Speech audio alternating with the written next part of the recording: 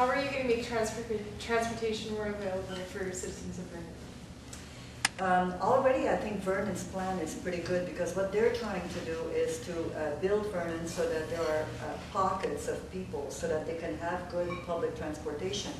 But we can't ignore the fact that many people in this area, Vernon-Monashee, live in rural areas, and they also need to come back and forth to Vernon. And people go to Kelowna a lot. So we've got the north and south route. And we already have railroads. We already have the rail tracks. We should get the train back on track, and we should make sure that it's electric. And we should make sure that when people take public transportation, and we don't need just huge buses all the time. We could have smaller vans. We can have transport that is adapted to the need of the people. And we should make sure that it's very inexpensive, even free if we can afford it, because it's going to cost us a lot more not to do it. People are all going to be driving cars. They're all going to be polluting. The rates of asthma are going up. So to do that kind of thing, to make sure that people have access to affordable, practical public transportation, again, saves us a lot of money and makes our communities more vibrant, because if people can hop on the train and go somewhere and come back in the same day, it's going to be more fun, and they're going to be using it.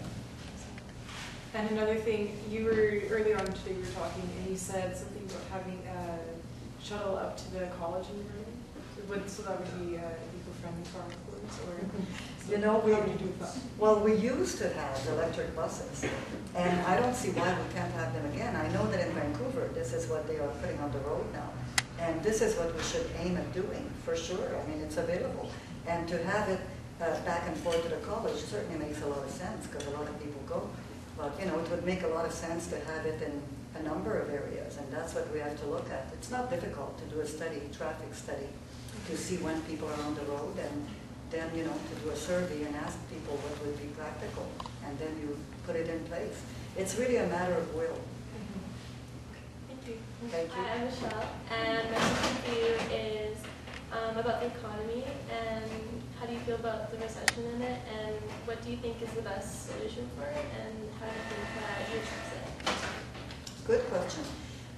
First of all, about the economy, I think that what's happening right now is due to a number of things. We've heard about the mortgage crisis and so on, but we have to realize that this is worldwide, it's global, and at the same time as we're facing that crisis, we're also facing a resource crisis. Most parts of the world are having water wars. We know now that we're facing peak oil, and to get oil out of the ground and the tar sands is costing us 5 liters of water for each liter of oil. Our forests are badly damaged and are no longer productive. Our soil is not as productive as it was, and our agriculture, the one that is not organic, is dependent on oil. So we are facing all of these crises at the same time. The only way to fix them is to get at the root of the problem, to no longer just do band-aid solutions, and to no longer say, we're going to throw more money at this, and we're going to put 90% of our new dollars on that, because it hasn't worked, and it's not going to work in the future. So what we need to do is we need to shift from an economy that has been proven to not work to an economy that is green, where every dollar we make is not harming the environment that we depend on. So we could do that by shifting the way that many European countries have done, to build green buildings, to use energy that is green like solar, wind, and so on. How I would do this is that I would bring proof at the legislature that other countries are doing this, that it's working. I would bring proof that show that if we continue on, it's no longer going to work. And I would try and get all the support I can from the people who see the light. There are many people who see the light, not just me. But sometimes they just toe the party line. I would bring out the solutions, try to get their support, and then really advance the issue. I would end the politics where we just bash each other, and really work with everyone who's there to advance solutions. Does that answer you? It does. Thank you. Hi, I'm Lauren, and my question for you is, what are you going to do to help the teachers who have lost their job through the school? It's very rare that the Green Party says we're going to fix this by putting money into it, but education is the one place where we would put money, we would put more money than any of the other parties, because we realize that every dollar that we spend on education is actually saving us $7 later on, because if we end up with a non-educated workforce, they can contribute to society and they are costly to society. We would put $320 million a year back into education because it's been underfunded for 14 years. The way we would do that is we would make sure that there are more schools and smaller schools, community schools, so that everything that we need in the schools can also be used by the community, such as theater, sports facilities and all of that, so that they would be community schools. The teachers who lost their jobs could then come back and teach again.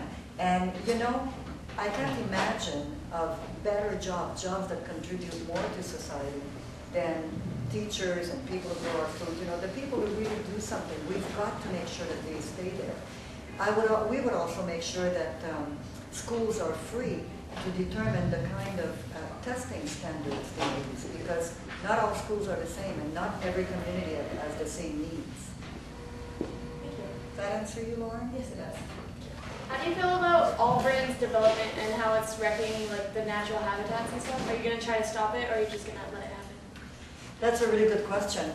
Vernon's development really depends on the municipal zoning laws, but what I would do if I were in the provincial legislature is I would require that we all have, that every city, every area does a capacity study to see how many people can it support, and how much water have we got to support those people, how much land, and if we're going to go over the number of people that we know we can support in a sustainable way while still leaving enough water and land so that future children can live here, then we need to reduce our consumption. So I think that not doing a capacity study is irresponsible, because it's developing until we can no longer breathe or have clean water to drink.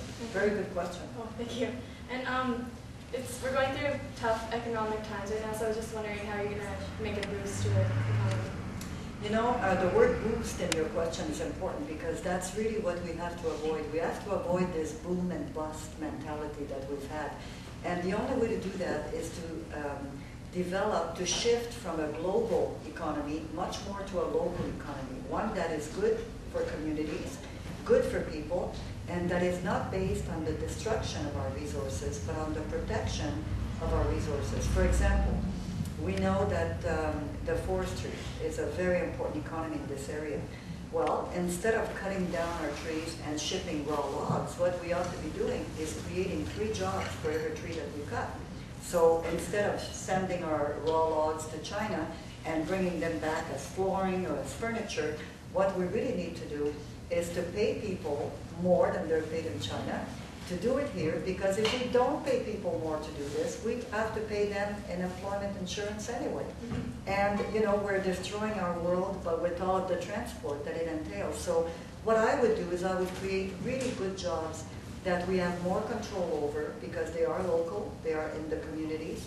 We can do that in so many ways. We can do it with encouraging local food.